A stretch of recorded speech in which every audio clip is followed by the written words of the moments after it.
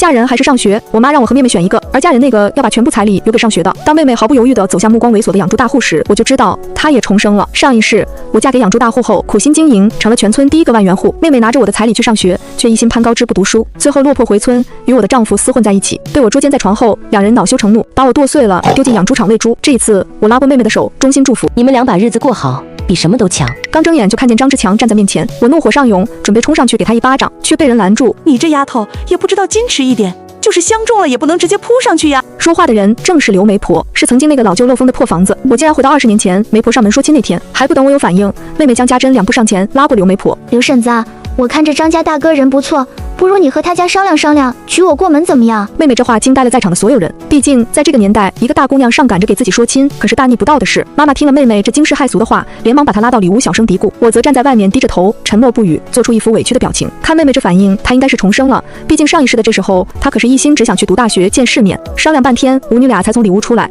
我妈率先开口：小张，我这小女儿觉得你人不错，没什么问题，婚事就定下来吧。见到这两女争一夫的场面，张志强面露得意，像是在挑选货物一样，目光在我和妹妹之间来回游走。从外貌上来说，妹妹面容娇嫩，肤色白皙，远胜过我。可是张志强犹豫半晌，丢下一句：我要回去和家里人商量一下，就转身跑了。满村谁不知道张志强父母早逝，上面有一个哥哥经营养猪场，去年因为意外也去世了。家里就剩寡嫂和小侄子，回家和谁商量不言而喻。只是妹妹现在满脑子想的都是嫁到他家能过好日子，自然没有想到这一层。刘媒婆见亲事没定，觉得自己捞不到好处，抬脚就走。妹妹眼疾手快，从厨房里拿了一筐鸡蛋追了出去。她回来后得意洋洋：张家这婚事我已经10拿9稳了，你还是放弃吧。我不想暴露自己也是重生回来的事情，只好面上装作羞愤的样子，掩面跑到柴房，关上门，还露出笑容。看着用稻草堆砌的小床，桌子上放着一个破旧的煤油灯，旁边还有几本泛黄的书，我才真真切切感觉到自己又回到了结婚之前。家珍，你怎么就看上了张家那个养猪的？1000块彩礼是不少，但是把你姐嫁过去换彩礼，你拿着钱去读书多好。妈妈埋怨的声音传来，我趴在门缝偷听。妹妹小声说：妈，志强哥家里没有其他人，嫁过去没有婆媳矛盾，再说他又能干，以后没准是咱们村第一个万元户呢。我嫁过去就是享福的。果然妹妹真是重生回来的，可惜她只知道我上辈子在外人面前过得光鲜，却不知道背地里我被张志强联合他嫂子折磨到多次想自嘎。第二天，张志强再次领着媒婆上门，万万没想到他还是执意要和我定亲。妹妹听了这话就立马急了，走到他身边，双手摇晃着张志强的胳膊，胸脯有意无意地往他身上蹭。志强哥，我比姐姐年轻漂亮，你为什么选她不选我？张志强让妹妹折腾得心猿意马，但还是开口拒绝道：我嫂子说你家大姑娘勤劳肯干，是个能踏实过日子的人。眼见如此，我妈也顺势松口，说娶谁都一样，就收下彩礼。只有我的心渐渐沉入谷底，难道重活一世，我还是改不了既定结局吗？张志强走后，妹妹撒泼打滚哭闹，将家里本就老旧的物件砸了个七七八八。孩子，你拿着录取通知书去上学吧，这1000块彩礼够你生活到毕业，再找份好工作了。他的话像是点醒妹妹，妹妹迅速跑到里屋一阵翻找，拿着一个信封丢在我身上。对，江月华，拿着你的录取通知书滚出去，只要你走了，志强哥就一定会娶我了。妈妈想冲过来阻拦，却已经来不及。不是说好你顶替他去上学吗？拿出来这个做什么？颤抖着打开信封，一张录取通知书映入眼帘，赫然写的是我的名字。到现在我这才知道，原来上辈子我就考上大学了。可是当时妈妈明明说考上大学的人是妹妹，让我落榜了就安心嫁人。彻骨的寒意遍布全身，我整个人如同坠入冰窖，动弹不得。我知道妈妈偏心，从小到大都她命令我让着妹妹，说什么长姐如母。可是我万万没想到，这样关系到一生的大事，她为了妹妹，竟然直接剥夺我知道真相的权利。既然如此，那我报复他们就不会有任何心理负担了。思及此处，我小心地把录取通知书贴身放好。妈，我也想让妹妹嫁过去，不如我领着妹妹去找张志强和他嫂子商量一下。妹妹各方面都这么优秀，她了解后一定能同意这门亲事。妹妹听我这么说，迫不及待拉着我出门，路上还不停嘱咐我一定要多说她的好话。到了张志强家门口，我并没急着进去，反而拉着妹妹绕到后屋厅墙角。嫂子，他们同意让江月华嫁给我了。张志强得意邀功道。他嫂子凌娇开口：那就行。嫂子知道你其实是喜欢他家老二的，可是那江家珍平时就比较开放，又被从小宠到大，实在不是个过日子的。她嫁进咱们家，只怕容不下我和你侄子了。倒是那江月华，手脚麻利，性格又软弱，嫁过来也好拿捏。我听着这两个将前世我折磨到生不如死的人对话，指甲不自觉嵌入掌心。原来选我只是因为我能吃苦肯干活，算盘珠子都要蹦到我脸上了。妹妹听到这里忍不住要冲进去为自己辩白，我却拉着她往家的方向走去。走出一截后，妹妹甩开我的手：江月华，你现在很得意吧？不过我是不会放弃的，志强哥是属于我的。我装作担忧：你也知道，志强哥一向听他嫂子的话，这件事恐怕没有商量的余地，除非听出我似乎是有办法，妹妹迫不及待追问，除非什么？我装作犹豫后小声说，这件事还要你豁出去，而且不能告诉咱妈，不然她一定不会同意。我在妹妹耳边小声地说出计划，她眼睛瞬间就亮了。第二天我照常去地里干活，趁着大家吃午饭时偷摸去了张志强家，说有事和他商量。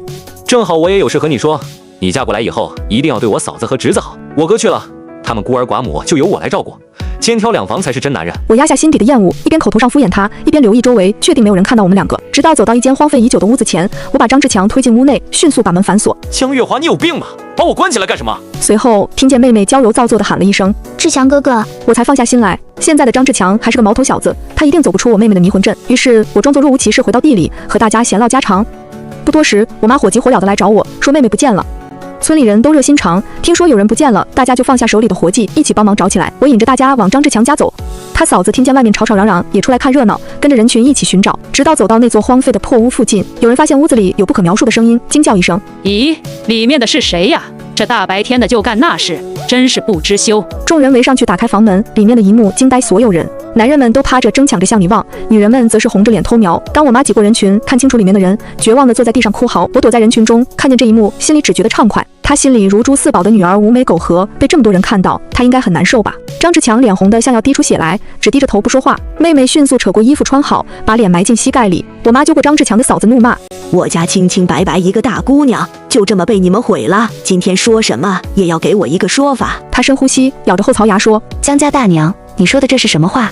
前些日子咱们两家不是已经定亲了吗？小年轻一时没忍住也是正常的。听她这么说，我妈眼珠子滴溜溜转，转瞬就想明白利害关系。行了行了，都别看了，我们两家已经说亲了，去，都回地里干活去吧。我妈驱散围观的人，大家见没热闹可看，就私下散去。不过今天这事也成为了这段时间村里人茶余饭后的谈资。回到家里，妹妹踹开我的房门质问：说好了帮我和志强哥哥生米煮成熟饭就行，你引那么多人是诚心让我丢脸吗？我无辜道：是妈去地里说你不见了，大家才一起去找的，那么多人我也拦不住啊。再说你现在不是已经如愿以偿了吗？妹妹想到这里，心满意足地笑了。志强哥哥只能娶我了，这辈子你就死心吧。说完，她扭着纤细的腰肢走出去。现在的她应该是做着以后张志强成为万元户，她就能过上好日子的美梦。殊不知，她已经一脚踏入人间炼狱。上辈子我和张志强刚结婚时，也过了一段蜜里调油的日子。他踏实肯干，我脑子灵活，把养猪场经营得红红火火。不到1年，我们就成了村里人人艳羡的万元户。怀孕后，张志强对我照顾得无微不至，我也渐渐放手，让他和嫂子一起经营养猪场。孕中期某天夜里，我忽然腹痛不止，鲜血染红了床单，我痛苦地满床打滚，哭着求张志强救我。他却不肯送我去镇里的医院，只叫了接生婆。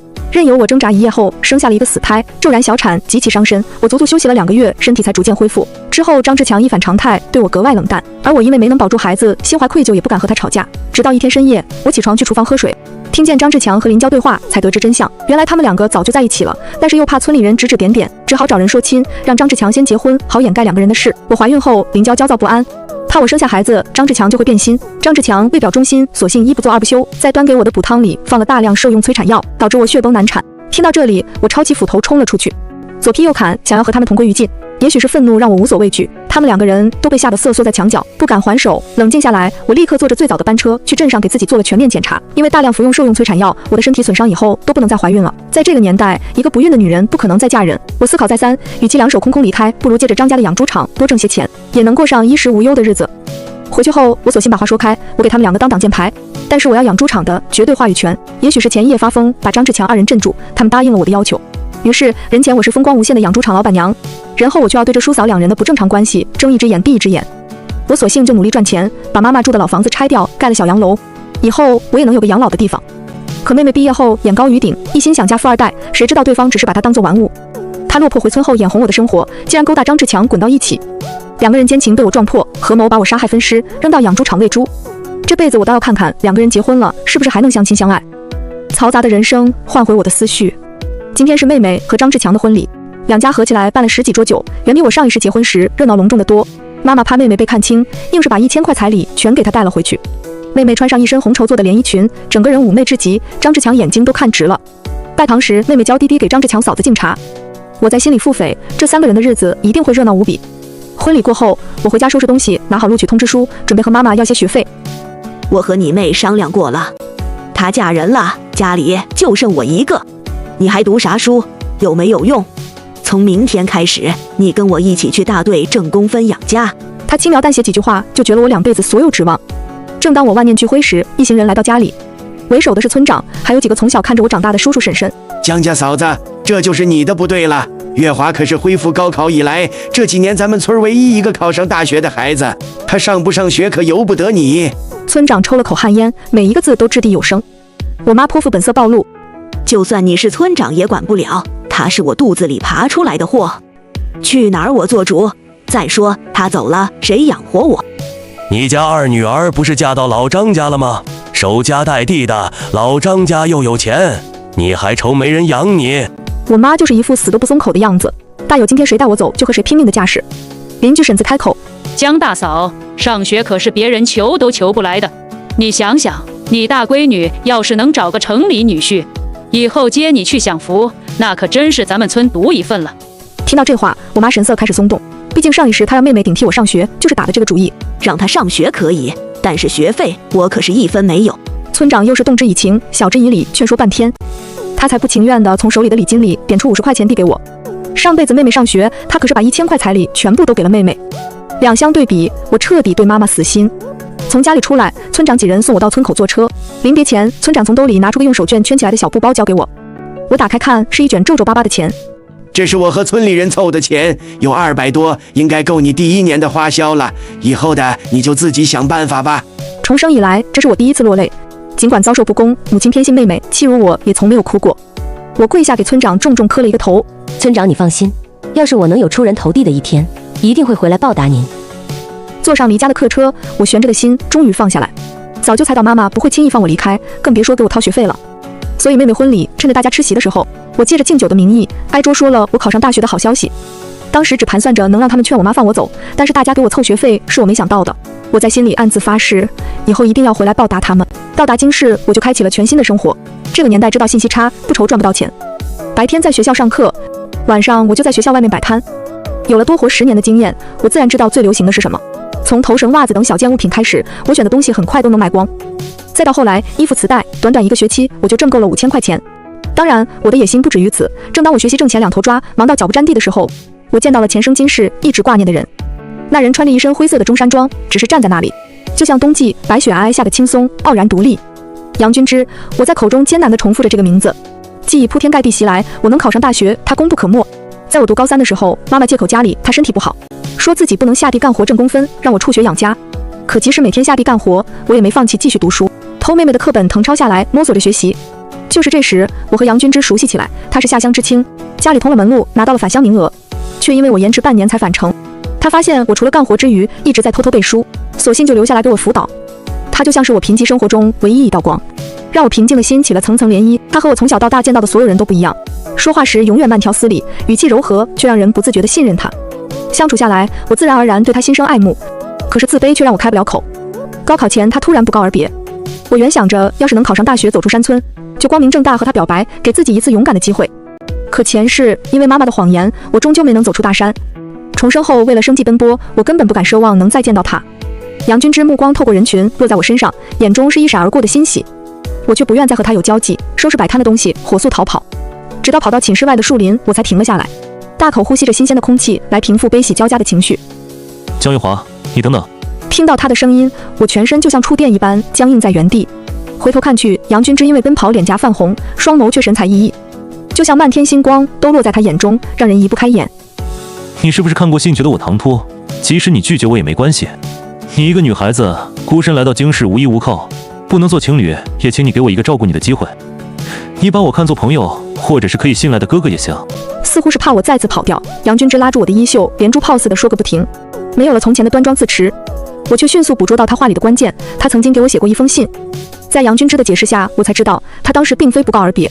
外婆重病，家里人派车连夜去村里接她。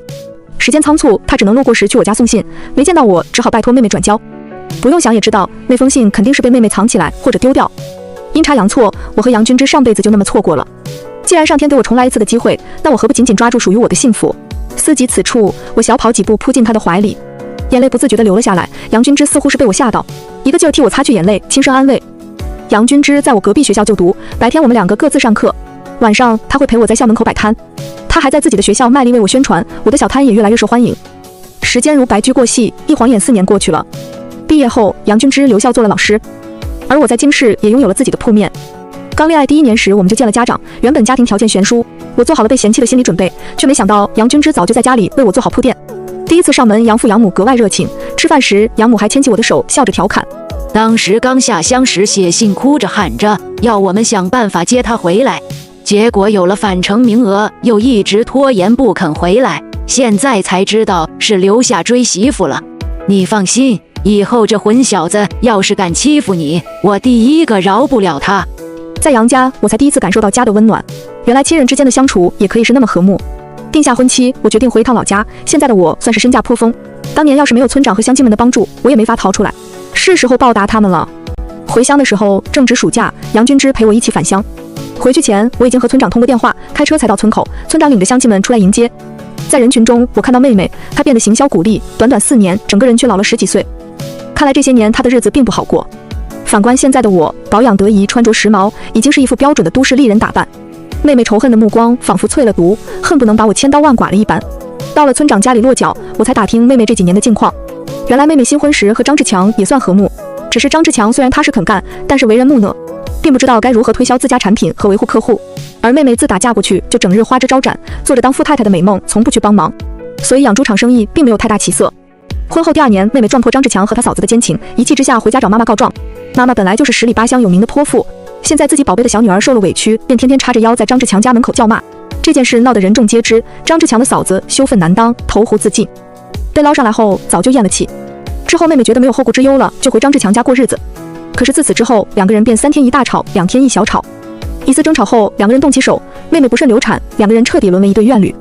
真不知道我这好妹妹对自己选择的生活是否满意。前世我小产后曾央求妈妈来照顾我几天，她只是冷漠地对我说，嫁出去的女儿泼出去的水，让我自己想办法。换成妹妹，她就冲锋陷阵，生怕自己女儿委屈。我咬了咬舌尖，让自己稳定心神，情绪才平复下来。我告诉村长，已经订购了2台拖拉机和2台解放牌卡车，过几天就会有人送过来。好孩子，好孩子！村长老泪纵横直呼。为了解决村里有些年纪大的人无法下地劳作的问题，我还带来一个会做凉席的师傅，让他教村子里的人做凉席。原材料就地取材，成品集中运输到京市，由我的百货商店售卖。我会按售价给大家分红。未来几年，这种手工凉席会风靡全国。这么做不但能解决村里老人的生计问题，我也能再挣一笔。这简直是一本万利的买卖，全村人都很高兴。晚上村长在家大摆宴席，算是为我接风。气氛热烈，大家宾主尽欢之时，妈妈和妹妹走进了院子。刚走到我身边，妈妈就扯着嗓子喊道：“我的大闺女呀，妈盼星星盼月亮，可算把你盼回来了。”说着就过来牵起我的手，声泪俱下，当真像一个思念女儿的母亲。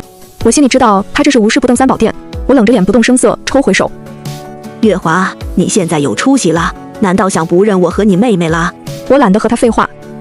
妈，你有什么事就直说吧。见我态度冷淡，她索性也不装了。你妹妹现在过得不好，你个做姐姐的理应帮衬一下。再说我生你养你，你也该报答养育之恩。拿出来1万块，这事儿就算了了。要是没有我，哪来你今天的风光？我简直要被他气笑了。在座的不少人都是当年和村长一起给我凑学费的，还不等我开口，就有人忍不住对了回去：“江大嫂，你这话说的没理。当年月华要去上大学，你死活不放人，只给了50块路费，还是我们东拼西凑了200块送他出村的。现在见孩子出息了，你倒是先蹦出来邀功，真是没脸没皮。”见我不买账，他索性坐在地上打滚。没天理了，女儿不养老娘是要天打雷劈的。我从皮包里拿出1摞100元大钞，我妈见到钱2眼放光，也不哭了。妹妹眼疾手快的想冲上来抢，被我闪身躲开。当年我上学，你给了我50块，现在我10倍还你。不过这笔钱交给村长保管，按月给你。你要是想多要，那就1分都没有了。村长欣然应允，承诺会按时给我妈发钱。你抢了本该属于我的生活，当初要不是我放弃，你根本没机会进城读书。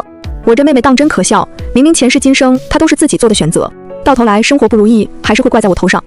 考上大学的本来就是我，难道你还想顶替我的身份吗？而且当年是你自己死缠烂打，非要嫁给张志强，还做出不自爱的丑事，就不用我提醒了吧？听了我的话，在场的所有人都不自觉回想起当初那香艳的一幕，被众人指指点点，妹妹将头低下，眼里都是不甘和怨恨。见我油盐不进，2个人只能悻悻离开。临走时，妹妹回头看了我一眼，那疯狂的眼神让我感到不安。等到大家都散去，我回到村长给我们安排的房间时，却发现杨君之不见踪影，强烈的不安涌上心头。四处寻找无果，那就只剩一个地方，我家破败的老房子。开着车向老房子驶去。上辈子妹妹和张志强杀害我时，那狰狞的嘴脸不断在脑海里出现。妹妹是个心狠手辣的人，我害怕她在走投无路的情况下对杨君之下手。停下车，看见屋子里还亮着灯，我小心翼翼走进院子里，躲在门后。屋子里传来磨刀的声音，我的心提到嗓子眼，不敢轻举妄动。姐夫，我给你点时间考虑清楚，要不你就和我在一起，然后把我带到城里去过好日子，要不然就是我现在就一刀杀了你。等我那姐姐找过来的时候，就只能看见你的尸体。我不能得到的，江月华凭什么轻而易举就能得到？屋子里传来呜呜声，杨君之被五花大绑，嘴里还塞着破布，看来他现在彻底情绪失控。我摸黑回到车上，拿了灭火器，重新回到门口，屏气凝神，瞅准时机，我砸开门，举着灭火器冲进去，对着妹妹一组狂喷。趁她被干粉刺激睁不开眼睛时，我迅速夺过她手里的刀，划开杨君之身上绑着的绳子。也不知道杨君之被绑了多久，腿脚都有些不利索，我扶着他走到外面。江月华，你站住！凭什么2辈子你都过得比我好？不管我怎么选都是错。我松开杨君之，走到妹妹面前，用尽力气狠狠给了她一耳光。那是因为我不管遇到什么问题，都会靠着自己努力度过难关。而你不论前生今世，都是一个只想依附男人的废物。她匍匐过来，拽住我的脚。你什么都知道，你也是重生的。你眼睁睁看我跳进火坑却不阻拦。江月华，你不得好死！上辈子我烧了杨君之给你的信，他来找你，碰到你结婚，心灰意冷回城，终身未娶。不管我怎么引诱他，都无动于衷。到头来我就是一个笑话。听了妹妹的话，我暗自心惊，原来前世的杨君之也曾坚定地选择过我。开车走出一段后，我问杨君之是怎么被骗过去的。你妹妹说我当年写给你的信在她那里，我想要回来念给你听，谁知道刚一进屋就被她打晕了。再睁眼你就像是金庸先生笔下的女侠，从天而降，美救英雄了。看他还有心思和我说笑，伤的应该不严重。我刚才好像听到什么不得了的秘密，如果你愿意，可以随时讲给我听。我把他噤声，把车停在路边，注视着他的眼睛，缓缓讲出我的故事。把一切都说完后，我问他，我现在这具20岁皮囊下的灵魂，2辈子加起来也有50多岁了。如果你介意，我们可以解除婚约。杨君之却扑哧一声笑了，将我深深拥入怀中。2辈子兜兜转转，我才能和你在一起，那我现在放手，岂不是大傻子？月华，你放心，我已经认定你，今生今世绝不改变。说完，他在我额头轻轻落下一吻。车窗外月光皎洁。第二天，我特意拎着东西去了趟张志强家里，打量着这曾经生活了10多年的地方，心里有些唏嘘。张志强家是村子里最大的砖瓦房，上辈子我住在这里时一直是窗明几净，如今已经是一片破败之象，院子里的杂草也有半人高。推开门进去，浓重的烟酒味熏得我睁不开眼睛。我装作贤惠地拉开窗帘，打开窗户透气。志强哥，你还这么年轻，日子不能就这么颓废地过下去啊！张志强见是我来了，挣扎起身。我继续说道，我已经说过妹妹了，是她任性了些，以后会改的。你们俩还是应该好好过日子。对了，你的小侄子去哪了？他声音嘶哑，被我嫂子娘家人接走了。我惋惜地说，多好的孩子啊，那可是你们张家唯一的后人了。当年媒婆上门说亲的原本是我还计划着嫁过来好好和你经营养猪场。按我的经商头脑，你家一定是咱们村第1个万元户。可惜妹妹执意，算了不说了，以后你们还是好好过日子吧。听出我话里有话，张志强立刻追问，我只好回答，当时妹妹用录取通知书威胁我，把你骗过去，还让我叫上全村老小。那些都是你妹妹算计的。张志强瞳孔放大，难以置信。我叹息一声，原本当时我也是心仪你的，可是我拗不过妹妹。